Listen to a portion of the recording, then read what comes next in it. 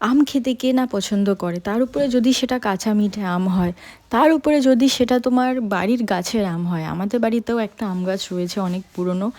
মাকে আমি বললাম, মা আমার আম মাখা খেতে খুব ইচ্ছে করছে, একটা গাছ থেকে আম পারি। মা বললো ঠিক আছে তুই পেরে নে। তো যে আমটা সব থেকে সামনে ছিল আমি সেটাকেই পেরে নিয়েছি, দুটো আম পেরেছিলাম।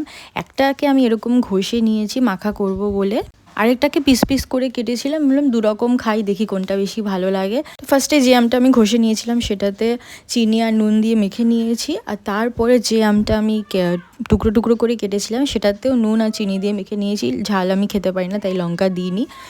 আমি এখন ভয়েস ওভার দিচ্ছি তো এখন আমার জিভে জল চলে আসছে, উফ কি বলবো। কিন্তু ব্যাড লাক, এবছর আমাদের গাছে বেশি আম হয়নি, মাত্র কয়েকটাই গোনাগুনতি আম হয়েছিল।